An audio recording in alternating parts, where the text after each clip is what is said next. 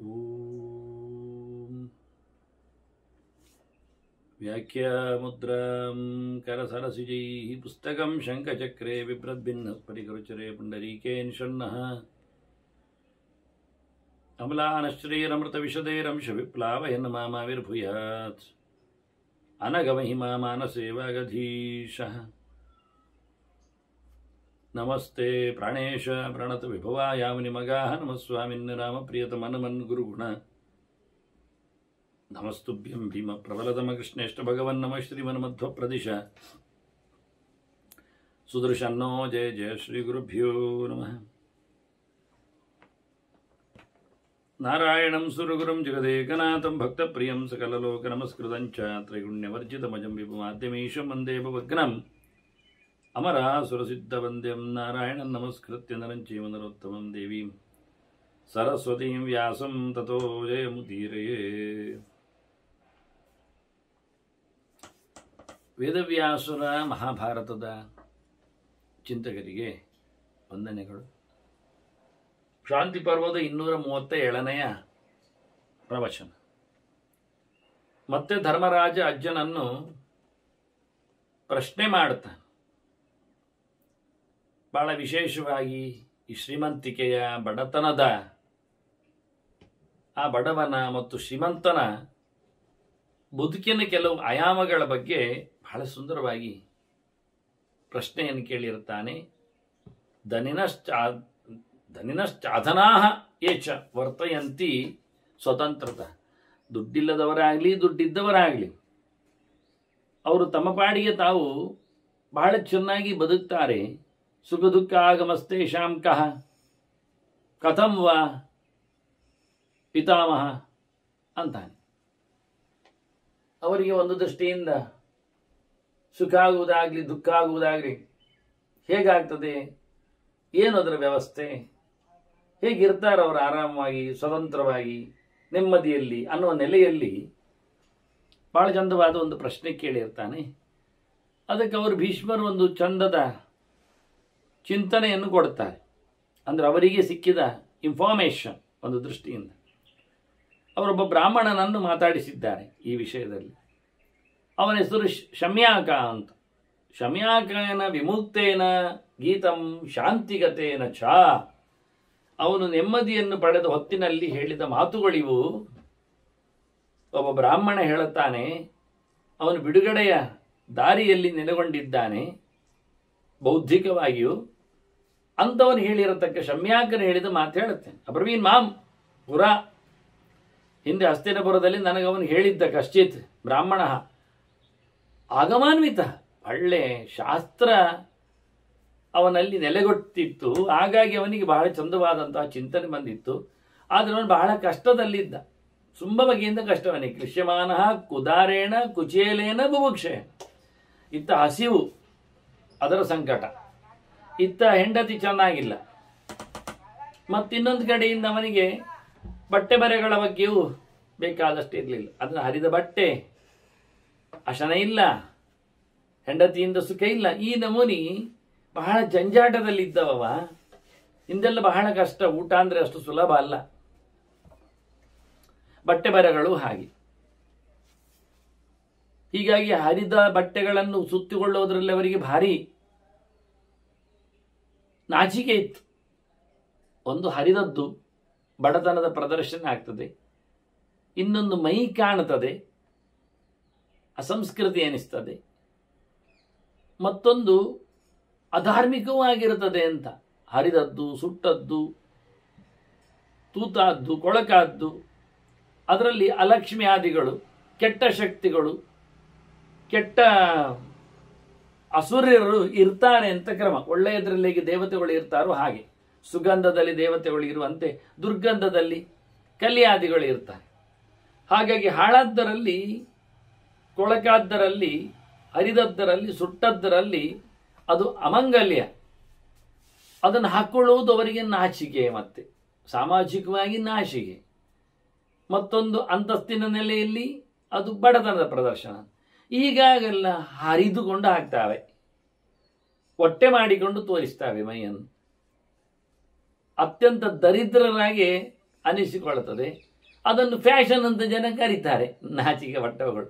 ನೋಡುವವುಗಳ ದೃಷ್ಟಿಗಳು ಬದಲಾಗಿವೆ, ತೋರಿಸುವವುಗಳು ಬಿಂದಾಸಾಗ್ಲಿಕ್ಕೆ ಹೋಗ್ತಾವೆ. ಹಾಗಾಗಿದೆ. ಇವನಿಗೆ ಹಿಂದೆ ಬಟ್ಟೆ ಬರಗಳಿಲ್ಲ, ಊಟಕ್ಕೆ ತತ್ವರ, ಅಂಥದ್ರಲ್ಲಿ ಮನೆಯಲ್ಲಿ ನೆಮ್ಮದಿ ಇಲ್ಲ.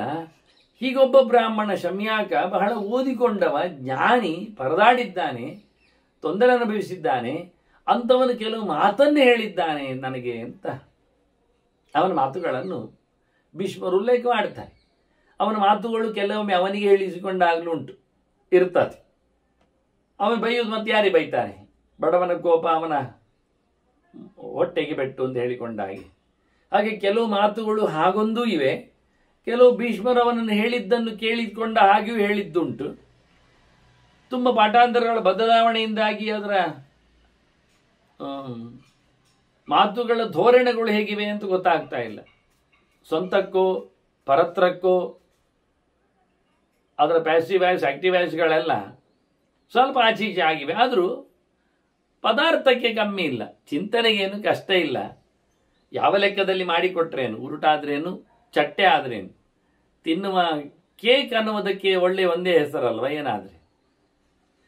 ಅವನು ಹೇಳುತ್ತಾನೆ, ಉತ್ಪನ್ನವಿವ ಲೋಕೇ ವೈ ಜನ್ಮ ಪ್ರವೃತ್ತಿ ಮಾನವ ವಿವಿಧಾನಿ ಅನುವರ್ತಂತೆ ಸುಖಾನಿ ಚ ದುಃಖಾನಿ ಚ ಸುಖಾನಿ. ಹುಟ್ಟಿದ ತಕ್ಷಣವೇ ಕಾಯ್ತಿರುತ್ತಾವೆ, ಹುಟ್ಟುವ ಜೊತೆಯಲ್ಲೇ ಬಂದಿರುತ್ತಾವೆ ದುಃಖಗಳು ಸುಖಗಳು ಒಟ್ಟೊಟ್ಟಿಗೆ. ಮನುಷ್ಯ ಅಂದರೆ ಹಾಗೆ, ಹುಟ್ಟಿನಿಂದವೂ ಈ ಲೋಕದಲ್ಲಿ ಸುಖಗಳ ದುಃಖಗಳ ಪೂರ್ತಿ ಆವರಕ ಮನುಷ್ಯನಿಗಿದ್ದೇ ಇರ್ತದೆ ಅಂತ. ನ ಸುಖಂ ಪ್ರಾಪ್ಯ ಸಂರಶ್ಯೇತ್ ನಾಸುಖಂ ಪ್ರಾಪ್ಯ ಸಂಜ್ವರೇತ್. ಸುಖ ಬಂತು ಅಂತೇಳಿ ಗಮ್ಮತ್ ಮಾಡೋದು, ದುಃಖ ಬಂತು ಅಂತೇಳಿ ಅಳುವುದು ಎರಡೂ ಮಾಡಬಾರ್ದು. ಬದುಕನ್ನು ಹಾಗೆ ನಿಯಂತ್ರಣದಲ್ಲಿಟ್ಟುಕೊಂಡು ಮಧ್ಯಮ ಸ್ತರದಲ್ಲೇ ಓಡಿಸುವೆ. ಸುಖ ದುಃಖಗಳಿಗೆ ಓವರ್ ಸ್ಪಂದಿಸುವ ಕೆಲಸ ಮಾಡಬಾರ್ದು. ನವೈ ಚರಸಿ ಯತ್ ಶ್ರೇಯ ಆತ್ಮನೋಮ ನರಂಸ್ಯಸೆ.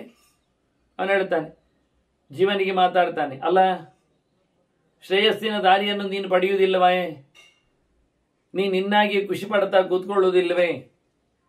ಮನಸ್ಸನ್ನು ಹಗುರ ಮಾಡಿಕೊಳ್ಳುವುದು, ಖುಷಿಯಲ್ಲಿಟ್ಟುಕೊಳ್ಳುವುದು ಅವನದ್ದೇ ಆಗಿರತಕ್ಕಂತಹ ಪ್ರಭುತ್ವ. ಅವನ ಮನಸ್ಸನ್ನು ಅವನು ಕಂಟ್ರೋಲ್ ಮಾಡಿಕೊಳ್ಳದೆ ಅಳುವಂತೆ, ದುಃಖಿಸುವಂತೆ, ಡಿಸ್ಪ್ರೆಷನ್ಗೆ ಹೋಗುವಂತೆ, ಓವರ್ ಅತಿರೇಕಕ್ಕೆ ಹೋಗುವಂತೆ ಮಾಡಿಕೊಂಡ್ರೆ ಅವನದ್ದೇ ಸೆಲ್ಸುಗಳು ಸಾಯ್ತಾವೆ, ಅವನಲ್ಲಿ ಏರುಪೇರುಗಳು ಉಂಟಾಗ್ತವೆ, ಅವನೇ ರೋಗಿಯಾಗಿ ಬಲ್ಲ. ಆಗ ಇವನು ಹೇಳ್ತಾನೆ, ಮನಸ್ಸಿಗೆ ಇವನು ಟ್ರೈನಿಂಗ್ ಕೊಡುತ್ತಾ ಇದ್ದಾನೆ. ಅಗಾಮಾತ್ಮಾಭಿಹಿ ಸದಾ ಧುರಮುದ್ಯಮ್ಯ ಚೈವ. ಇಲ್ಲಿನ ಬದುಕಿನ ಒಂದು ದೊಡ್ಡ ಭಾರವನ್ನು ಹೆಗಲಿಗೆ ಹಾಕೊಂಡವ, ಬಯಕೆಗಳು ಇಲ್ಲಾದರೂ, ಬಯಕೆಗಳು ಸತ್ತೋದ್ರು, ಬಯಕೆಗಳ ಜೊತೆಯಲ್ಲಿ ಇವನು ಬೆಸೆಯದಿದ್ದರೂ ಹಾಗೆ ಮಾಡಿಕೊಂಡು ಅವ ತನಗೆ ಆರಾಮವಾಗಿರುವಂತೆ ಬದುಕನ್ನು ಇದ್ದ ಹಾಗೆ ಇದ್ದು ಸ್ವೀಕರಿಸಿ ಮುನ್ನಡೆಯುವಂತೆ ಹೇಳುತ್ತಾನೆ.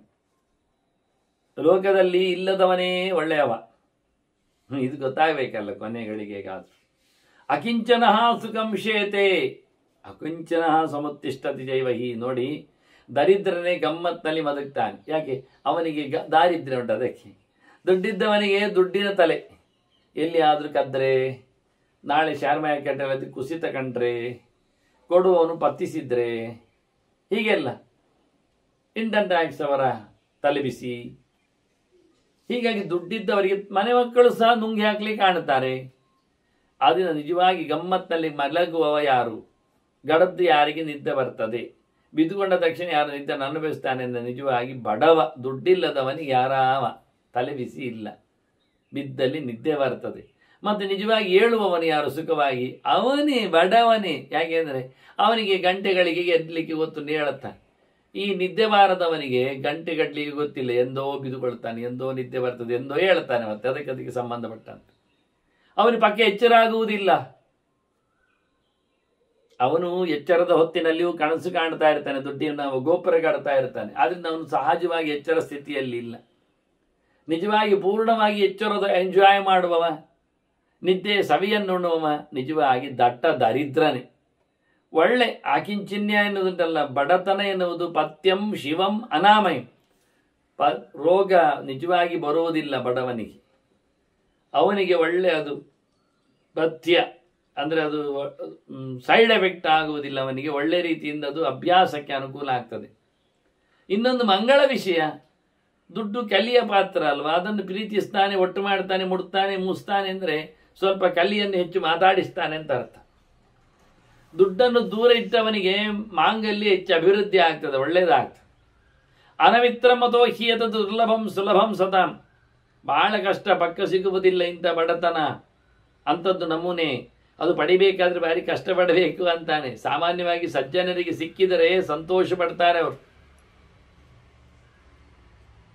ಬಡತನ ಎನ್ನುವುದು ಒಂದು ಮಿತ್ರನ ಹಾಗೆ, ಎಂದೂ ಅವನಿಗೆ ಅದು ವಿರೋಧಿಸುವುದಿಲ್ಲ, ಯಾರು ವಿರೋಧಿಗಳಾಗುವುದೂ ಇಲ್ಲ. ಎಲ್ಲರೂ ಆರಾಮವಾಗಿ ಮಿತ್ರರಾಗಿರುವುದಿಲ್ಲ, ಅಷ್ಟೇ ಅಲ್ಲ ಶತ್ರುರಾಗಿರುವುದಿಲ್ಲ. ಎಲ್ಲರೂ ಎಲ್ಲಿಯೂ ಶತ್ರುತ್ವ ಬೆಳೆಯುವುದಿಲ್ಲ, ದುಡ್ಡಿನಲ್ಲಿಯೇ ಗಂಟು ಕಟ್ಟುವುದು ಮುಸುಂಡು ಪ್ರತಿಯೊಬ್ಬರದ್ದು ಆಗುವಂಥದ್ದು. ಹಾಗಾಗಿ ಇಲ್ಲ ಸಲ್ಲದವರ ಮೇಲೆ ಆರೋಪಕ್ಕೋ ಅಪವಾದಕ್ಕೋ ದೂರ ಮಾಡುವುದಕ್ಕೋ ದ್ವೇಷಕ್ಕೋ ಕಾರಣ ಮಾಡ್ತಾರೆ. ದುಡ್ಡಿಲ್ಲ ಅಂದರೆ ಎಲ್ಲರೂ ಮಿತ್ರರಾಗ್ತಾರೆ, ಹಾಗಿರ್ತಾರೆ. ಅಕಿಂಜನಸ್ಯ ಶುದ್ಧಸ್ಯ ಉಪವನ್ನಸ್ಯ ಸರ್ವಶಃ ಅವೇಕ್ಷಮಾಣ ತ್ರೀಲೋಕಾನ್ ನ ತುಲ್ಯಂ ಇಹ ಲಕ್ಷ್ಯ. ಒಬ್ಬ ದರಿದ್ರನಿಗೆ ಸಮನಾದ ವ್ಯಕ್ತಿ ಉಂಟಾ ಅಂತ ಇಲ್ಲಿ 3 ಲೋಕದಲ್ಲಿ ಹುಡುಕಿದ್ರು ಪಕ್ಕ ಸಿಗುವುದಿಲ್ಲ. ಬಡವ, ಆರಾಮವಾಗಿ ಇರುವವ, ಶುದ್ಧ ಚಾರಿತ್ರ್ಯದವ, ಒಳ್ಳೆ ಓದುಗ, ಜತೆಯಲ್ಲಿ ಇದ್ದದ್ರಲ್ಲೇ ಸಂತೃಪ್ತಿಯನ್ನು ಪಡೆಯುವವ, ಹೀಗಿದ್ದವನು ಇವತ್ತಿರತಕ್ಕ 3 ಲೋಕದಲ್ಲಿ ಅವನಿಗೆ ಸರಿಸಾಟಿಯಾದವನು ಸಿಗ್ತಾ ಇಲ್ಲ. ಎಷ್ಟು ಚೆನ್ನಾಗಿದೆ ನೋಡಿ ಒಬ್ಬ ದರಿದ್ರನ ಬಗ್ಗೆ, ಬಹಳ ಸುಂದರವಾಗಿ ಹೇಳುತ್ತಾರೆ. ಅತ್ಯರಿಚ್ಛದ ದಾರಿದ್ರ್ಯಂ ರಾಜ್ಯಾದವಿ ಗುಣಾಧಿಕಂ. ನಿಜವಾಗಿ ಹೇಳದಿದ್ರೆ ರಾಜ್ಯಕ್ಕಿಂತ ಮಿಗಿಲೆ, ಎಲ್ಲ ತುಂಬಿದ, ಎಲ್ಲ ಇರುವ, ಬಹಳ ಸಮೃದ್ಧವಾದ ಒಂದು ರಾಜ್ಯ ಭಾರವನ್ನು ಮಾಡುವುದಕ್ಕಿಂತ ಹೆಚ್ಚು ದಾರಿದ್ರ್ಯ ಎನ್ನುವುದು ಖುಷಿ ಕೊಡುತ್ತದೆ, ಸಂತೋಷವಾಗ್ತದೆ. ಅದರಿಂದ ಬಹಳ ಒಳ್ಳೆಯದು ಕೇಳಿದರೆ ದಾರಿದ್ರ್ಯವೇ, ಬಡತನವೇ ಮೀರಿದೆ, ರಾಜನಿಗಿಂತ ಹೆಚ್ಚಾಗಿದೆ ಸಂಗತಿ. ಯಾಕೆಂದರೆ ನಿತ್ಯೋದ್ವಿಗ್ನೋ ಹಿ ಧನವಾನ್, ರಾಜನಾದವ, ರಾಜ್ಯ ಇದ್ದವ, ದುಡ್ಡಿದ್ದವ, ಬೊಕ್ಕಸದ ಒಡೆಯನಾದವನಿಗೆ ಪ್ರತಿನಿತ್ಯ ಟೆನ್ಷನ್, ಉದ್ವೇಗಕ್ಕೊಳಗಾಗ್ತಾ ಇರ್ತಾನೆ. ಯಾರು ಕೊಳ್ಳೆ ಹೊಡಿಬೋದು, ಒಳಗಿನವರೇ ಪೆರ್ಗುಡೆಗಳಾಗ್ಬೋದು, ನುಂಗಿ ಹಾಕ್ಬೋದು, ಯಾವತ್ತೋ ದಾಳಿ ಆಗ್ಬೋದು ಪಕ್ಕದವರಿಂದ, ಎಲ್ಲಿಯೂ ಸ್ಪೈಗಳು ಕೆಲಸ ಮಾಡಿರ್ಬೋದು, ಯಾವುದಕ್ಕೂ ವ್ಯರ್ಥ ಇನ್ವೆಸ್ಟ್ಮೆಂಟ್ ಆಗಿ ಹಾಳಾಗಿ ಹೋಗುವಂತೆ ಸಲಹೆ ಸೂಚನೆಗಳು ಮಂತ್ರಿ ಮಂಡಲಗಳಿಂದ, ವಸತಿಗಳಿಂದ, ದೇಶದ ಜನರಿಂದ ಆಗ್ಬೋದು. ಅದರಿಂದ ಯಾವಾಗ ನೋಡಿದ್ರೂ ರಾಜನಿಗೆ ತಲೆ ಬಿಸಿ. ಅದೇ ದರಿದ್ರನಿಗೆ ಏನಿಲ್ಲ, ನಿಜವಾಗಿ ದುಡ್ಡಿದ್ದವ ಅಂದರೆ ಮೃತ್ಯು ರಾಸ್ಯಗತಃ ಯಥ, ಸಾವಿಗೆ ಮೋರೆ ಹಾಕಿದ ಹಾಗೆ. ಸತ್ಯ ಹೇಳುವುದಾದ್ರೆ ಯಾವತ್ತು ನೋಡಿದ್ರು ಎಲ್ಲಿಯೂ ಸಹ ಅವನಿಗೆ ಮರಣ ಸಂಭವಿಸಬಹುದು, ಕಳ್ಳಕಾಕರು ದೋಚಲಿಕ್ಕೆ ಬರಬಹುದು, ರಾಜಾಶ್ರಯದಿಂದ ಅವರನ್ನು ಎಳ್ಕೊಂಡು ಹೋಗಬಹುದು, ಇನ್ನೇನು ಜನಸಾಮಾನ್ಯ ರೂಢಿ ಮಾಡಲಿಕ್ಕೆ ಬರ್ತದೆ. ಇಲ್ಲಾಂದ್ರೆ ರೋಗ ರುಜಿನಗಳು ಮನೆ ಮಾಡ್ತಾ ಇರ್ತವೆ ಅವ್ರದ್ದು ಹೈಫೈ ಕ್ಲಾಸಿನದು ರೋಗ ರುಜಿನ ಇರ್ತದೆ. ಒಂದ್ಸರ್ತಿ ಹೋಗುವಾಗ 5-0 ಕೊಡದೆ ಉಪಯೋಗ ಇಲ್ಲ ಆಗಿರ್ತದೆ.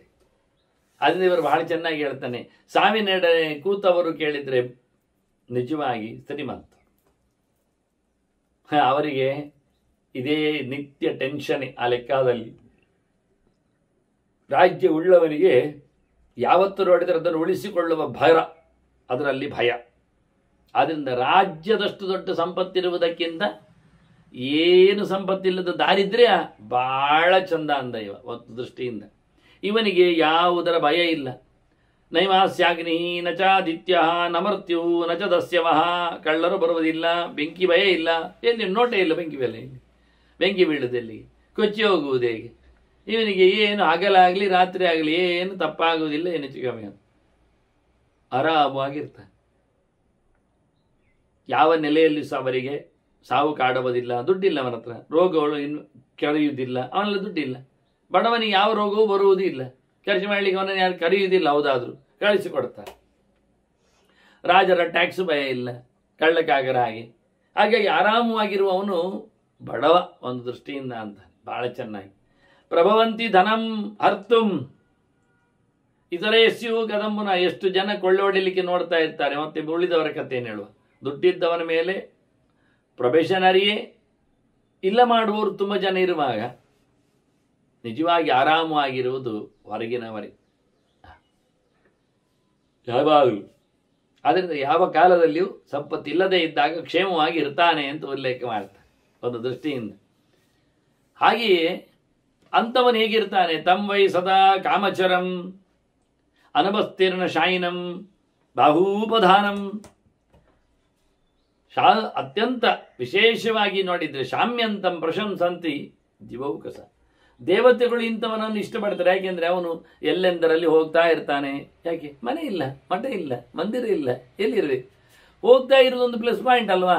ಕಾಮಚರ, ಗೊತ್ತು ಗುರಿ ಇಲ್ಲ, ಎಲ್ಲಿಗೇನು ಅಂತಿಲ್ಲ. ಅಂಥವನ ನಿಜವಾಗಿ ಬಿಟ್ಟವ ಮುಕ್ತ ಒಂದು ದೃಷ್ಟಿಯಿಂದ. ಹಾಗೆಯೇ ಅವನಿಗೆ ಹಾಸಿಕೊಳ್ಳಿಕ್ಕೆ ಏನು ದೊಡ್ಡ ಸಂಗತಿಯೇ ಇಲ್ಲ. ಕಂಬಳಿ, ಹಾಸಿಗೆ, ರಸಾಯಕ ಇಂದಂತೆಂತ ಇಲ್ಲ. ರೆಡ್ ಕಾರ್ಪೆಟ್ ಮತ್ತೊಂದು ಇನ್ನೊಂದಿಲ್ಲ. ಮತ್ತೆ ಬಾಹುಬದಾನ, ಅವನು ಇದ್ದ ಮೈಯಲ್ಲಿದ್ದ ಬಟ್ಟೆ ಅವನಿಗೆ ಹಾಸಿಕೊಳ್ಳುವ ಹಾಗೆ, ಕೈ ಅವನಿಗೆ ದಿಂಬು, ತಲೆಗಿಂಬು, ಮುಗಿದೋಯ್ತು. ಅದರ ಆಚೆಗೆ ಇಲ್ಲ. ಕುಡಿಲಿಕ್ಕೆ ಹಿಡಿಲಿಕ್ಕೆ ತೊರೆಯುವ ನೀರಿಗೆ ಕೈ ಒಡುತ್ತಾನೆ, ಕುಡಿತಾನೆ. ಸತ್ಯಂಜಲೋ ಕೆಂಪುರ ವರ್ಣ ಪಾತ್ರ ಅಂತಾನೆ. ಬಹಳ ದೊಡ್ಡ ಪಾತ್ರ ಇಲ್ಲ. ಯಾಕಪ್ಪ? ಒಂದು ಕೈ ಬೊಗಸೆ ಇಲ್ವಾ? ನೀರು ಕುಡಿಲಿಕ್ಕೆ ಆಗ್ತದಲ್ಲ, ಮತ್ತೇನು ಆರಾಮ. ಹೊಚ್ಚ ಹೊಸದಾಗಿ ದೇವರು ಕೊಟ್ಟ ಕೈಯೇ ಉಂಟಲ್ಲ, ಮಲಗಲಿಕ್ಕೂ ಹಾಗೆ. ಬಾಹೋ ಕೃತೆ ಕಿಂ ಕಶಿಪೋ ಅಂತಾನೆ. ಕೈಯೇ ತಲೆ ಅಡಿಯಲ್ಲಿಡುವಾಗ ಮತ್ತೆ ನಮಗೆ ಹಿರಣ್ಯ ಕಶಿಪು ಎಲ್ಲ ಹಾಗೆ ಅಂದರೆ ದುಡ್ಡನ್ನೆಲ್ಲ ನೋಟನ್ನೆಲ್ಲ ಅವಿತಿಟ್ಟು ಹೊಲಿದಾಗಿದ್ದ ದಿಂಬು. ಕೆಲವರ ಮನೆ ಹಾಸಿಗೆ ದಿಂಬು ಎಲ್ಲ ಜಪ್ತಿ ಮಾಡುವಾಗ ಅದರ ಹೊಲಿಗೆ ಬಿಚ್ಚಿದಾಗ ಒಳಗಿನ ಲೇಯರ್ಸ್ಗಳಲ್ಲಿ ಕಟ್ಟ ಇರ್ತದಂತೆ. ಅದು ಹೇಗೆ ನಿದ್ದೆ ಮಾಡ್ತಾರೆ. ಏನು ಹೇಳ್ತಾನೆ? ಬಡವ ಎಷ್ಟು ಚಂದ, ಅವನಿಗೆ ತಲೆಗಿಂಬೆ ಇಲ್ಲ. ಯಾಕೆ? ದುಡ್ಡೇ ಇಲ್ಲ, ನೋಟಿನ ಕಟ್ಟಿ ಇಡ್ಲಿಕ್ಕೆ ಜಾಗ ಬೇಕಾಗಿಲ್ಲ. ಕೈಯನ್ನು ಅಡಿಯಲ್ಲಿಟ್ಟು ಆರಾಮಾಗಿ ಬಿಟ್ಟವ. ಬಾಹುಬದಾನಂ ಶಾಂತ್ಯಂತಂ, ಬಾಡ್ ಶಾಮ್ಯಂತಂ. ಯಾವುದಕ್ಕೂ ಅವನಿಗೆ ಸಿಟ್ಟೇ ಬರುವುದಿಲ್ಲ. ದುಡ್ಡಿದ್ದವನಿಗೆ ಸಿಟ್ಟು ಬರ್ತದೆ, ಬಡವನಿಗೆ ಎಂತ ಕರ್ಮಕ್ಕೆ ಬಿಟ್ಟು ಇಷ್ಟು ಆರಾಮ ನೋಡಿ. ಅವನು ಸಿಟ್ಟು ಮಾಡಿ ಮಾಡುದಂಥದ್ದು ಏನು ಉಪಯೋಗ ಆಗುವುದಿಲ್ಲ, ಕೆಲಸ ಮಾಡುವುದಿಲ್ಲ. ಆದರೆ ಇಂಥವನನ್ನು ದೇವತೆಗಳು ಹೊಗಳ್ತಾರಂತೆ. ಭಾರಿ ಚಂದದವ, ಶಾಂತಿ ಪ್ರಿಯ, ಶಾಂತಿ ದೂತ, ಶಾಂತಿಯ ರಸ ಮತ್ತೆಂತ ಹೇಳುವ. ಹಾಗಾಗಿ ಬಹಳ ಚೆನ್ನಾಗಿದ್ದಾನೆ ಅಂತ ಅವನು ನೋಡುತ್ತಾನೆ. ಧನವಾನ್ ಕ್ರೋಧ ಲೋಭಾಭ್ಯಾಂ ಆಹಾ ಆವಿಷ್ಟ ನಷ್ಟಚೇತನ. ಮಂಡೆ ಕಳೆದೋಗಿದೆ ಅವನಿಗೆ, ದುಡ್ಡಿದ್ದವನಿಗೆ. ಅವನಿಗೆ ಪಿತ್ತ ಅಡರಿದೆ ಮಂಡೆಗೆ. ದುಡ್ಡಿನ ಮದ ಜೊತೆಯಲ್ಲಿ ಕೋಪ, ಹಾಗೆ ಲೋಭ, ಪಿಟ್ಟಾಸಿ ಬೇರೆ ಇದ್ದಾನೆ. ಹೀಗಾಗಿ ಧನವುಳ್ಳವ ನಿಜವಾಗಿ ಒಳ್ಳೆ ತ್ಯಾಗಿಯಾಗಿ ಖುಷಿ ಪಡಬೇಕು, ಕೊಡಲಿಕ್ಕೆ ದುಡ್ಡಂತಲ್ಲ ಅಂತ. ಅವನು ಲೋಭದಿಂದ ಆವಿಷ್ಟನಾಗಿ ಮಂಡೆ ಹಾಳು ಮಾಡಿಕೊಂಡು ಜನರ ಹತ್ತಿರದಲ್ಲಿ ಬರುವುದಿಲ್ಲ. ಎಲ್ಲರಿಂದ ದುಷ್ಟನಾಗಿ ದ್ವೇಷಕ್ಕೆ ಒಳಗಾಗಿ ದೂರ ಹೋಗಿರ್ತಾನೆ. ಪ್ರಯೋಜನ ಇಲ್ಲ. ಅವನು ನೋಡೋ ಕತೆ ನೋಡ್ಬೇಕು ನಿಮಗೆ. ತಿರಿಯೋಗ್ ದೃಷ್ಟಿ, ಶುಷ್ಕ ಮುಖ, ಪಾಪಕ, ಭೃಕುಟಿ ಮುಖ. ಯಾರನ್ನ ನೋಡಿದಾಗ ಅಡ್ಡ ನೋಡ್ತಾನವ. ಎಲ್ಲಿ ಅದು ದುಡ್ಡು ಕೊಡಲಿಕ್ಕೆ ಬಂದರೆ ಅವರೆಲ್ಲ ಕೈ ಚಾಚಿದ್ರೆ, ಇನ್ನೇನಾದರೂ ಉಪನಯನ, ಪಿಂಡ ಶ್ರಾದ್ದ, ಮದುವೆ ಮತ್ತೊಂದು ಇನ್ನೊಂದು ಹೇಳಿದ್ರೆ ಕೊನೆಗೆ ಅದಕ್ಕೆ ನೋಡುವ ಮುಂಚೆ ಆಚೆ ನೋಡ್ತಾನಂತೆ, ಕೆಳಗೆ ನೋಡ್ತಾನಂತೆ. ಮತ್ತೆ ಬಾರ ನೋಡ್ತಾನೆ, ಕೆಳಗೆ ನೋಡ್ತಾನೆ. ಮತ್ತು ಅಷ್ಟೇ ಅಲ್ಲದೆ ಅವನು ಮೋರೆಯಲ್ಲಿ ಪಸೆ ಇಲ್ಲ. ಎಲ್ಲ ಕೇಳುವ ಮಾತಾಡುವ ಅಂದರೆ ಗುಮ್ಮನಾಗಿ ಮುಖ, ಪಸೆ ಇಲ್ಲದ ಮುಖ. ಮೋರೆಯಲ್ಲಿ ಪ್ರೀತಿ, ಸ್ನೇಹ, ವಿಶ್ವಾಸ ಅದರ ಏನಿಲ್ಲ. ಬಹಳಷ್ಟು ಅಸಡ್ಡೆ ಇಲ್ಲ ಇರ್ತಾನೆ. ಕೆಟ್ಟ ಆಚಾರ, ಭೃಕುಟಿ ಮುಖ. ಅವನ ಉಬ್ಬುಗಂಟೆಲ್ಲ ಉಬ್ಬುಗಂಟಿಕ್ಕಿರ್ತಾನೆ. ಹೀಗೆ ಯಾಕೆ ಕೊಡಬೇಕಾಗ್ತದೆ ಇವನಿಗೆ, ಇನ್ನೇನು ಕೇಳ್ತಾನೋ ಅಂತೇಳಿ ಬರೋ ಮುಂಚೆ ಬುಸುಗುಟ್ಟುವ ಹಾವಿನಂತೆ ಆಗಿರ್ತಾನವ. ಎಲ್ಲಿವರೆಗೆ ಹೇಳ್ತಾರೆ ಅವನು ಕೇಳಿದರೆ, ಅವನು ತುಟಿಯೆಲ್ಲ ಕಚ್ಚಿಕೊಂಡಿರ್ತಾನಂತೆ. ನಿರ್ದಶನ್ ಅದರೋಷ್ಟಂಚ ಕ್ರುದ್ಧ ದಾರುಣ ಭಾಷಿತ. ಬರೋ ಮುಂಚೆ ಕೇಳೋ ಮುಂಚೆನೆ ಬಯಲಿಗೆ ಶುರು ಮಾಡಿದ್ರೆ ಇವರಿಗೆಲ್ಲ ದೊಡಿಲಿಕ್ಕೆ ಮಂಡೆ ಮಾರಿ ಇದ್ದವರ ಹತ್ರ ಕೈ ಚಾಚ ಶುರುವೇ ಮಾಡಿದ್ರೆ. ಕೇಳಲಿಕ್ಕೆ ಬರದ ಮುಂಚೆ ಅವರು ಪಾಪ ಇನ್ವಿಟೇಷನ್ ಕೊಟ್ಟು ಇವನಿಗೆ ಏನೋ ಗಿಫ್ಟ್ ಕೊಡಲಿಕ್ಕೆ ಬಂದಿದ್ದಾರೆ, ಕೈಯಲ್ಲಿ ನಡುತ್ತಾ ಇದ್ದಾರೆ ಅವರು. ಮತ್ತೆ ಕೊನೆಗೆ ಹೇಳಲಿಕ್ಕೆ ಹೋದರೆ ಬೈದುಕೊಂಡು ಎಲ್ಲ ಕೇಳಿಕೊಂಡು ಕೊನೆಗೆ ಮೆಲ್ಲಕ್ಕೆ ಅವರು ಹೇಳಿಕೊಡ್ತಾರೆ ಇನ್ವಿಟೇಷನ್ ನಾವು ತಂದದ್ದು ಮದುವೆದ್ದು. ಬರಲಿ ಬಾರದಿರಲಿ, ಅಲ್ಲಿ ಸಿಗದಿದ್ರೆ ಹೇಳಿಕೊಂಡು ಗಿಫ್ಟು ಸಹ ತಂದಿದ್ದೇವೆ ಅಂದಾಗ ಅಂತಿಷ್ಟು ದೊಡ್ಡ ಬಾಯಿ ಮಾಡಿ ಸಾಯ್ತಾನೆ. ಬೈದದೆಲ್ಲ ಯಾರಿಗೆ? ಹೀಗೆ ಭಯಂಕರ ಗಲೀಜು ಮಾತಾಡುವವ, ದುಡ್ಡಿನವ, ಸಿಟ್ಟಿನ ಭರ ಅವನಿಗೆ. ಹಲ್ಲು ಕಚ್ಕೊಂಡಿರ್ತಾನೆ. ಯಾರಾದರೂ ಹತ್ತಿರ ಬಂದರೆ ಕೇಳಲಿಕ್ಕೆ ಬಂದದ್ದೊಂದು ಬೊಗಳಿಕ್ಕೆ ಶುರು ಮಾಡ್ತಾನೆ. ಇಂಥ ಹಾಳು ವ್ಯಕ್ತಿ ಇದ್ದಾನೆ. ಅವರು ಹೇಳ್ತಾರೆ ಕಸ್ತಮಿಚ್ಚೇತ್ ಪರಿದ್ರಷ್ಟಂ ಎಂದದು ಧಾತು ಮಿಚ್ಚದಿದ್ದೇನೆ ಮಹಿಮ್. ಅಂಥವನು ಇಡೀ ಭೂದಾನ ಮಾಡ್ತೇನೆ ಅಂತ ಮನೆ ಇಡೀ ಎತ್ತಿ ಕೊಡ್ತಾನೆ ಹೇಳಿದ್ರು ಹತ್ತಿರ ಯಾರು ಬರೋದಿಲ್ಲ ಅಂತ ಅವನು ಮುಸುನ್ ಮಾಡಲಿಕ್ಕೆ. ಹೇಗೆ ಉಂಟು ನೋಡಿ. ಶ್ರೀಮಂತ, ಅವನಲ್ಲಿ ಅಡರಿರ್ತಕ್ಕಂತಹ ಏನೊಂದು ಅಹಂಕಾರ ಇದೆ. ಇದರ ಎಡೆಯಲ್ಲಿ ಯಾರಾದ್ರೂ ಅವನ ಹತ್ರ ಏನಾದ್ರೂ ಬೇಡ್ಲಿಕ್ಕೆ ಬಂದ್ರು, ನಟ್ಲಿಕ್ಕೆ ಬಂದ್ರು, ಪಡಿಲಿಕ್ಕೆ ಬಂದ್ರು ಅಲ್ಲಿ ಇರುವುದಿಲ್ಲಂತೆ, ತೋರ್ತಾರಂತೆ. ಇವನ ಅವತಾರ ನೋಡಿ ಅವನನ್ನು ನಿಜವಾಗಿ ಊರು ಕೊಡ್ತೇನಂದವ. ಊರು ಕೊಡ್ತೇನೆ ಹೇಳಿದ್ರೆ ಇಂಥ ಜನ ಬೇಡಂತೆ. ಆಸೆ ಬುರುಕನ ಹತ್ತಿರ ಹೋಗಿ ಕೇಳುವುದು ಒಳ್ಳೆಯದಲ್ಲ, ಅಂಥವನನ್ನು ಬಿಟ್ಟೋಡುವುದು ಒಳ್ಳೆಯದಂತಾನೆ. ಶ್ರಿಯಾಹಿ ಅಭೀಷ್ಣಂ ಸಂವಾಸ ಮೋಹಯಂತಿ ಅವಿಚಕ್ಷಣಂ.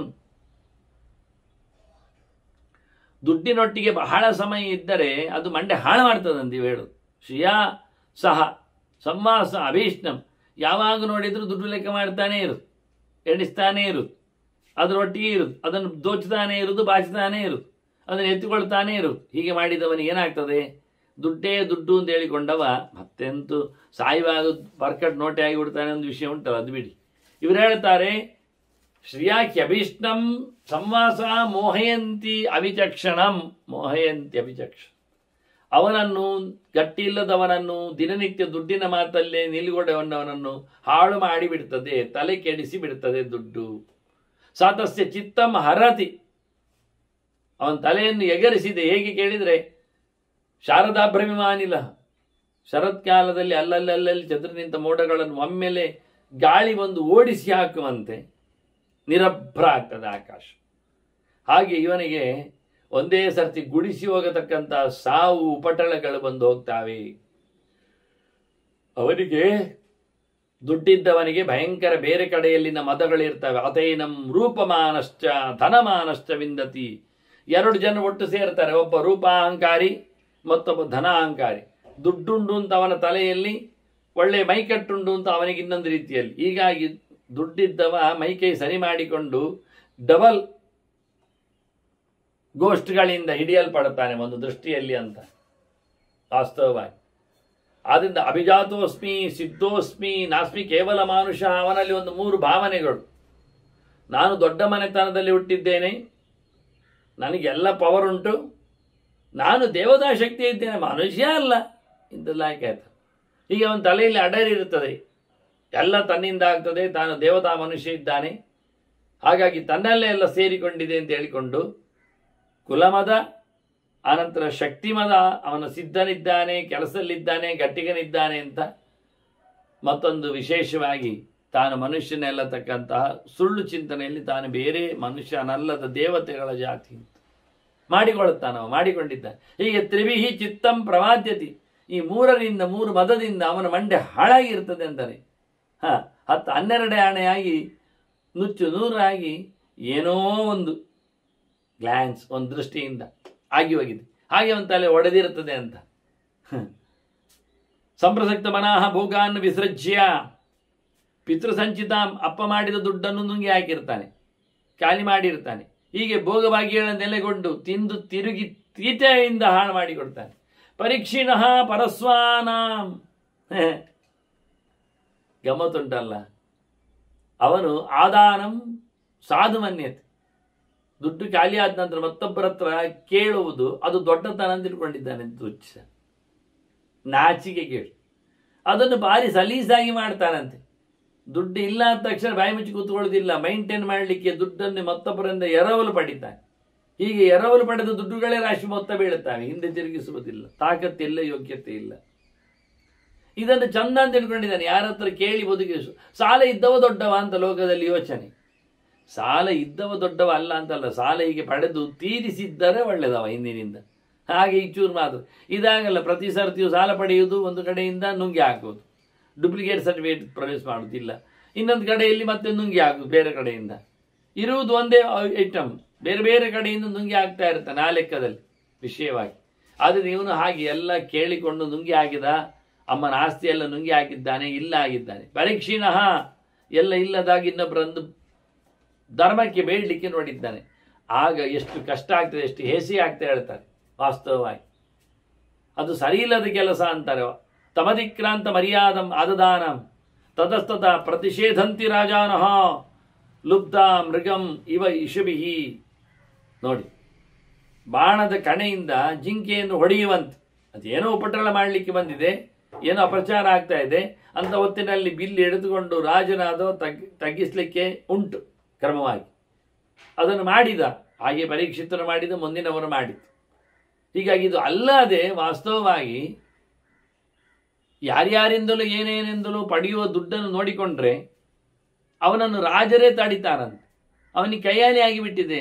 ಊರು ತುಂಬ ಸಾಲ, ಯಾರ್ಯಾರೆಂದು ದೊಡ್ಡ ಜನ ಮಾಡಿದ್ದಾನೆ, ಬಾಯಿ ಮುಚ್ಚಿ ಕೂತಿದ್ದಾರೆ.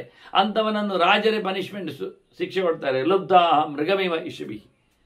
ಹೇಗೆ ಜಿಂಕೆಗಳನ್ನು ಬಾಣಗಳ ಕಣೆಗಳಿಂದ ಹೊಡೆದು ಪಡಿತಾರೋ ಹಾಗೆ ಇವನನ್ನು ಸಹ ಮತ್ತೆ ರಾಜರು ಹೊಡಿತಾರೆ. ಇವನು ಹೊಡೆದೇ ಪಡೆದಿರ್ತಾನಲ್ಲ, ಅದಕ್ಕೋಸ್ಕರ ಅಂತ. ಏವಮೇತಾನಿ ದುಃಖಾನಿ ಗಾತ್ರ ಸಂಸ್ಪರ್ಶಜಾನಿ ಅಪಿ, ಮೈ ಮೇಲೆ ಬೀಳತಕ್ಕಂಥ ದುಃಖಗಳು ಎಲ್ಲ ಇಂದ್ರಿಯಗಳನ್ನೇ ಮಾರಿಬಿಟ್ಟು ಬಂದಿರತಕ್ಕಂಥ ಕ್ರಿಯೆಗಳು ಅನಿಸುವಂತೆ ಒಂದು ದೃಷ್ಟಿಯಿಂದ ಓಡಾಡಿಕೊಂಡು ಹೋಗಿರತಕ್ಕ ಶಾರೀರಿಕ ಚೇಷ್ಟೆಗಳಿಂದ ಆಗಿರತಕ್ಕ ಸಂಕಟ ಅದನ್ನು ಉಣ್ತಾನವ. ಬುದ್ಧಿಯ ಭೈಷಜ್ಯಮಾಚರ್ಯದ, ಅದಕ್ಕೋಸ್ಕರ ತಲೆ ಖರ್ಚು ಮಾಡಿ ಬುದ್ಧಿಯಿಂದ ಮದ್ದು ಮಾಡಬೇಕು. ನಿಜವಾಗಿ ಇದಕ್ಕೆಲ್ಲ ಸಂಕಟಕ್ಕೆ ಕಾರಣ ನಮ್ಮ ತಲೆ, ನಮ್ಮ ಹಾಳಾದ ಮನಸ್ಸು. ಅಂದರೆ ಮನಸ್ಸಿನಲ್ಲಿ ಅದಕ್ಕೆ ಒಳ್ಳೆಯ ರೀತಿಯಾದ ಮದ್ದರೇಬೇಕು ಅಂತ ಬಹಳ ಚಂದವಾಗಿ. ಲೋಕಕರ್ಮಂ ಪರಿಜ್ಞಾಯ ಧ್ರುವಾಣಂ ಅಧ್ರುವೈಸ್ಸಹ, ಮೊದಲಿಗೆ ಎಚ್ಚರಾಗುವ ರೀತಿ ಹೇಳ್ತಾರೆ. ಜೀವ ನಿತ್ಯ ಅಲ್ವಾ, ಅವ ಧ್ರುವ ಸಂಗತಿ. ಇವೆಲ್ಲ ದುಡ್ಡು, ದೌಲತ್ತು, ಸಂಪತ್ತು, ವ್ಯವಸ್ಥೆ ಇವೆಲ್ಲ ನೋಡ್ಲಿಕ್ಕೆ ಹೋದ್ರೆ ಇದು ಸಂಪತ್ತಲ್ಲ. ವಾಸ್ತವವಾಗಿ ಇದು ಲೌಕಿಕವಾದ ವಸ್ತುಗಳು. ಆ ಲೆಕ್ಕದಲ್ಲಿ ನಮಗಿರುವಂಥದ್ದು ಇದು ಧ್ರುವ ಅಲ್ಲ, ಇದು ಅಧ್ರುವಗಳು. ಇದು ಶಾಶ್ವತ ಮೌಲ್ಯಗಳಲ್ಲ. ಅಂದ್ರೆ ಶಾಶ್ವತ ಮೌಲ್ಯಗಳಲ್ಲಿ ಜೀವನವನ್ನು ಉದ್ಧಾರ ಮಾಡುವ ನೆಲೆಯಲ್ಲಿ ಬರಬೇಕು ಒಂದು ದೃಷ್ಟಿಯಿಂದ. ಹಾಗಾಗಿ ಲೋಕವನ್ನು ನೋಡಬೇಕು. ಯಾವುದು ಸತ್ಯ, ಯಾವುದು ಮಿಥ್ಯ, ಯಾವುದು ಶರ, ಬಹಳ ಸಮಯ ಬರುವಂಥದ್ದು, ಯಾವುದು ಸ್ವಲ್ಪವೇ ಸಮಯದಲ್ಲಿ ಇರುವಂಥದ್ದು ನೋಡಿಕೊಂಡರೆ ಅದಕ್ಕೆ ಅನುಗುಣವಾಗಿ ಮಾಡಬೇಕು. ಹಾಗೆ ಮಾಡಿದಾಗವ ಅಧ್ರುವಗಳ ಜೊತೆಯಿಂದ ಹಿಂದಕ್ಕೆ ಒಂದು ಶಾಶ್ವತ ಮೌಲ್ಯಗಳೆಡೆಗೆ ಸಾಗ್ತಾನೆ. ಯಾವುದೇ ಧರ್ಮಗಳಲ್ಲಿ ಉಚ್ಛ್ರಾಯದ ಸ್ಥಿತಿಯನ್ನು, ಸಿದ್ಧಿಯನ್ನು, ಎತ್ತರದ ಮನ್ನಣೆ ಪಡಿಬೇಕಾದ್ರೆ ಎಷ್ಟೋ ಕಳ್ಕೊಳ್ಬೇಕಾಗ್ತದೆ. ತ್ಯಾಗ ಇಲ್ಲದೆ ಯಾವುದು ಸಿಗುವುದಿಲ್ಲ. ಬಿಡಬೇಕಾದ್ದು ಬೇಕೇ ಬೇಕು. ಬಿಟ್ಟಾಗಲೇ ಬದುಕು ಹೆಚ್ಚಾಗುತ್ತೆ. ಅದು ನಾತ್ಯಕ್ತ್ವ ಸುಖಮಾಪ್ನೋದಿ, ನಾತ್ಯಕ್ತ್ವ ವಿಂದತೆ ಪರಂ, ನಾತ್ಯಕ್ತ್ವ ಚ ಅಭಯಶ್ಯೇತೆ, ತ್ಯಕ್ತ್ವಾ ಸರ್ವಂ ಸುಖಿ ಭವೇತ್, ಸುಖಿ ಭವ. ಅವನ ಇನ್ಸ್ಟ್ರಕ್ಷನ್ ಕೊಡೋದಾದ್ರೆ ಎಲ್ಲ ಬಿಟ್ಟು ಒಳ್ಳೆಯವನಾಗ ಮಾರಾಯ, ಅವನಿಗೆ ಅವನೇ ಹೇಳುತ್ತೆ. ತೊರೆಯದೆ ಏನು ಕೆಲಸ ಆಗುವುದಿಲ್ಲ. ಬದುಕು ಅಂದರೇನೆ ದಾನಶೀಲತೆ, ಬಿಡುವುದು, ಹಿಡಿಯುವುದಲ್ಲ. ಯಾವುದನ್ನು ಹಿಡ್ಕೊಂಡು ಹೋಗ್ಲಿಕ್ಕೆ ಬರುವುದಿಲ್ಲ. ಅದರಿಂದ ಬಿಡದೆ ಅವನಿಗೆ ಸುಖ ಹೋಗುವುದಿಲ್ಲ. ಅಟ್ಯಾಚ್ಮೆಂಟ್ ತಪ್ಪಿಸಿಕೊಳ್ಳದೆ, ಸೊತ್ತನ್ನು ನೋಡಿಕೊಳ್ಳದೆ ಅವನಿಗೆ ನಿಜವಾಗಿ ಅತ್ಯಂತ ಎತ್ತರದ ಭಗವತ್ತತ್ವ ಅರುವುದಿಲ್ಲ. ಯಾರು ನಿಜವಾಗಿ ಸೊತ್ತಿನ ಜೊತೆಯಲ್ಲಿ ಇರ್ತಾರೆ ಅಂಥವರು ಗಮ್ಮತ್ನಲ್ಲಿ ಮಲಗುವುದಿಲ್ಲ. ನೆಮ್ಮದಿಯ ಬದುಕು, ನೆಮ್ಮದಿಯ ನಿದ್ದೆ, ಬೇಕಾದ ಜ್ಞಾನದ ಸಂಪಾದನೆ, ಜೊತೆಯಲ್ಲಿ ವಿಶೇಷವಾಗಿ ಸುಖ, ಇದು ಏನಿದ್ದರೂ ತ್ಯಾಗದವನಿಗೆ ಹೇಳಿಸಿತ್ತು. ನಾತ್ಯಕ್ತ್ವ ಸುಖಮಾಪ್ನೋದಿ, ನಾತ್ಯಕ್ತ್ವ ವಿಂದತೆ ಪರಂ, ನಾತ್ಯಕ್ತ್ವ ಚ ಅಭಯಶ್ಯೇತೆ, ತ್ಯಕ್ತ್ವ ಸರ್ವಂ ಸುಖಿ ಭವ ಅಥವಾ ಸುಖಿ ಭವೇತ್. ಎರಡು, ಎಲ್ಲವನ್ನು ತೊರೆದು ಒಳ್ಳೆಯವನಾಗು ಅನ್ನುವುದು ಸತ್ಯ. ಭೀಷ್ಮರು ಹೇಳುವಂತೆ ಎಲ್ಲವನ್ನು ತೊರೆದು ಒಂದು ದೃಷ್ಟಿಯಿಂದ ಭಗವದೆಚ್ಚರವನ್ನು ಸಂಪಾದನೆ ಮಾಡಲಿಕ್ಕೋಸ್ಕರ ಬಡವನಾಗುವಂತೆ ಇರಬೇಕೆನ್ನುವುದು ಒಳಗಿನ ಮಾತುಗಳು. ಈ ರೀತಿಯಾಗಿ ತ್ಯಾಗಕ್ಕೆ ಹೆಚ್ಚು ಒತ್ತನ್ನು ಕೊಡುವ ಮೂಲಕ ಭೀಷ್ಮರು ತಮ್ಮಗೆ ಹೇಳಿದ ಮಾತು ಹಸ್ತಿನಪುರದಲ್ಲಿ, ಇತ್ಯೇತದ್ ಆಸ್ತಿನಪುರೇ ಬ್ರಾಹ್ಮಣೇನ ಉಪವರ್ಣಿತ. ಹತ್ತಿರ ಬಂದೊಬ್ಬ ಬ್ರಾಹ್ಮಣ ಹೇಳಿದ್ದಾನೆ, ಭಗವದೆಚ್ಚರ ಉಳ್ಳವ ಹೇಳಿದ್ದಾನೆ, ತನ್ನ ಪಾಡನ್ನು, ಅನುಭವವನ್ನು ಭೀಷ್ಮರ ಮುಂದೆ ತೋಡಿಕೊಂಡಿದ್ದಾನೆ. ಹಸ್ತಿನಪುರದಲ್ಲಿ ಆದ ಬಹಳ ಹಿಂದಿನ ಘಟನೆ. ಪಾಂಡವರಾಗ ಅಲ್ಲಿ ಇರಬೇಕಾಗಿಲ್ಲ, ಇಂದ್ರಪ್ರಸ್ಥಲ್ಲಿ ಇದ್ದಿರಬಹುದು, ಅದು ಬರೋ ಮುಂಚೆನೂ ಸಾಧ್ಯ ಇರಬಹುದು ಅಂತ ಅಲ್ಲಿ ನಡೆದ ಘಟನೆಗಳ ಬಗ್ಗೆ ಹೇಳುತ್ತಾ ಬಹಳ ಚಂದವಾಗಿ, ಶಮ್ಯಾಕೇನ ಪುರಾ ಮಹ್ಯಂ ತಸ್ಮಾತ್ ತ್ಯಾಗ ಪರೋಮತಃ. ಹಾಗಾಗಿ ನನ್ನ ಮಾತು ಕೇಳುವುದಾದರೆ ತ್ಯಾಗಕ್ಕೆ ಶ್ರೈಷ್ಠ್ಯ ಇದೆ. ಅತ್ಯಂತ ಎತ್ತರವಾದದ್ದು ತ್ಯಾಗ. ಬಿಡಬೇಕಾದ್ದು, ಹಿಡಿಯಬೇಕಾದ್ದಲ್ಲ. ಪ್ರಪಂಚ ಹಿಡಿಯುವಂಥದ್ದು ತ್ಯಾಗ ಅಲ್ಲ ಒಂದು ದೃಷ್ಟಿಯಿಂದ. ಅದು ಇಲ್ಲದೆ ಕೊರಗಿನಿಂದ ಬಂದದ್ದಲ್ಲ. ಸಹಜವಾಗಿ ಕರ್ಮಫಲದ ತ್ಯಾಗ, ಸರ್ವಾತ್ಮನ ಕರ್ಮ ತ್ಯಾಗ ಅಲ್ಲ. ಕೃಷ್ಣನ ಪ್ರಕಾರ ಕೃಷ್ಣ ಕರ್ಮದಲ್ಲಿ, ನಾಮಸ್ಮರಣೆಯಲ್ಲಿ ಉಳಿದ ಸಂಗತಿಗಳನ್ನು ದೂರ ಇಟ್ಟು ಒಂದು ದೃಷ್ಟಿಯಿಂದ ಅದನ್ನ ತಸ್ಮಾತ್ ತ್ಯಾಗ ಪರಮತಃ ಅಂತ ಭೀಷ್ಮರು ಬಿಡುವುದನ್ನು ಹೆಚ್ಚು ಒತ್ತು ಕೊಟ್ಟಿದ್ದಾರೆ. ಕೊನೆ ಪಕ್ಷ ನಾವು ಮೊಬೈಲನ್ನಾದರೂ ಎಷ್ಟೋ ಸಮಯದವರೆಗೆ ಬಿಡಲಿಕ್ಕೆ ಬರ್ತದೆ, ದಿನದ ಲೆಕ್ಕಾಚಾರದಲ್ಲಿ ಇಡೀ ದಿನ ಅಲ್ಲ ಅಂತ. ಹಾಗೆ ಮಾಡುವ ಮೂಲಕ ಆದರೂ ಭಗವದೆಚ್ಚರವನ್ನು ಸಂಪಾದನೆ ಮಾಡಲಿಕ್ಕೆ ಆಗ್ತದೆ. ಅದನ್ನು ಒಬ್ಬ ತಿಳಿದವ ಜ್ಞಾನಿಯಾದವ ಹಸ್ತಿನಪುರದಲ್ಲಿ ನನಗೆ ಬಂದು ಹೇಳಿಕೊಟ್ಟ ಸಂಗತಿಗಳಿವೆ. ಒಂದು ದೃಷ್ಟಿಯಿಂದ ಅತ್ಯಂತ ಪರಮ ಶ್ರೇಷ್ಠವಾದದ್ದು ಬಡತನ ಅಂದರೆ ಇರುವಿಕೆ ಅಲ್ಲ, ಶ್ರೀಮಂತಿಕೆ ಅಲ್ಲ, ಅದರ ಆಚೆಗೆ ಎಲ್ಲ ಇಲ್ಲದಿರುವುದೇ ಎಲ್ಲವನ್ನು ಕೊಟ್ಟು ಬಿಡಲು ಸಹಾಯವಾಗುವಂಥ. ಇರುವವ ಕೊಡ್ಲಿಕ್ಕೆ ಹೋಗುವುದಿಲ್ಲ, ಯಾಕೆ ಅವನಿಗೆ ಹೆಚ್ಚು ಮಾಡುವ ಆಸೆ. ಒಂಚೂರು ಸೇರಿಸಿದ್ದು ದೊಡ್ಡಾಗ್ತಲ್ಲ ಅಂತ ದಿನ ಲೆಕ್ಕ ಮಾಡಿ ದುಡ್ಡನ್ನು ನೋಡುವವ. ಅಲ್ಲದವನು ಇಲ್ಲದವನು ಬಹಳ ಉದಾರಿ, ಯಾಕೆಂದ್ರೆ ಅವನಿಗೆ ಇಟ್ಟುಕೊಳ್ಳುವ ಕತೆ ಗೊತ್ತಿಲ್ಲ. ಇನ್ನು ನಾಳೆ ಎನ್ನುವುದವನಿಗೆ ಇದಕ್ಕಿಂತ ಕಮ್ಮಿ ಬಂದರೆ ಅಂತ ಹೆದರಿಕೆ ಹೊರತು ಹೆಚ್ಚಾಗ್ತದೆ ಎಂದು ಯೋಚನೆ ಇಲ್ಲ. ಅದನ್ನು ಕೊಡಬೇಕಂದಾಗ ಕೊಟ್ಟು ಬಿಡ್ತಾನೆ, ಅದು ಭೂತಕ್ಕಾಗಲಿ ಎಲ್ಲದಕ್ಕಾಗಲಿ. ಆದ್ದರಿಂದ ಕೊಡುವುದರಲ್ಲಿ ಎಚ್ಚರ ಬಂದಾಗ ದೇವರ ವಿಷಯದಲ್ಲಿ ಕೊಡುವುದರಲ್ಲಿ ಔಚಿತ್ಯ ಇದೆ ಅಂತ ಹೇಳುವ ಮೂಲಕ ಬಹಳ ಚಂದವಾಗಿ ತ್ಯಾಗ ಎನ್ನುವುದೊಂದು ಮುಖದಿಂದ ಧ್ಯಾನಕ್ಕೂ ಅಲ್ಲ, ಒಂದು ದೃಷ್ಟಿಯಿಂದ ಧನವನ್ನು ಹಂಚುವುದರಲ್ಲಿ ದಾನಕ್ಕೂ ಅಲ್ಲ, ಮತ್ತೆ ಎಲ್ಲವನ್ನು ತೊರೆದು ಇಡ್ಲಿಕ್ಕೂ ಕಾಮಕರ್ಮಣದ ನಿವೃತ್ತಿಗೂ ಅಭ್ಯಾಸ ಆಗುವಾಗಿದೆ ಅಂತ ಬಹಳ ಸುಂದರವಾದ ಬಡವನ ಬಗ್ಗೆ, ಬಡತನದ ಬಗ್ಗೆ, ಏನಿಲ್ಲದ ಬಗ್ಗೆ ಎಲ್ಲ ಕಳ್ಕೊಂಡಿದ್ದಾನೆ ಧರ್ಮರಾಜ. ಯಾರಿಲ್ಲ ಏನಿಲ್ಲ ಅನ್ನುವುದಕ್ಕೆ ಅದರಲ್ಲೇ ಒಂದು ವಿಶೇಷತೆ ಇದೆ ಅಂತ ತೋರಿಸಿಕೊಡೋ ಬಗ್ಗೆ ಜನಮೇಜಯ ಅವನು ಕೇಳಿದ್ದಾನೆ ಅಂತೇಳಿ ವೈಶಂಪಾಯನರು ಹೇಳುವಾಗ ಇಲ್ಲಿ ಭೀಷ್ಮರು ಧರ್ಮರಾಜನಿಗೆ ತಿಳಿಸಿಕೊಟ್ಟಿದ್ದಾರೆ. ಮತ್ತು ಮುಂದಿನ ಧರ್ಮರಾಜನ ವಿಶೇಷ ಪ್ರಶ್ನೆಗಳಿಗೆ ಭೀಷ್ಮರ ಸಂವಾದ ಉತ್ತರಗಳನ್ನು ನಾವು ಮತ್ತೆ ಸೇರಿದಾಗ ಕೇಳಿಕೊಳ್ಳುವ ವಂದನೆಗಳೊಂದಿಗೆ ಶ್ರೀಕೃಷ್ಣ ನಾರಾಯಣ ನಾರಾಯಣ ನಾರಾಯಣ.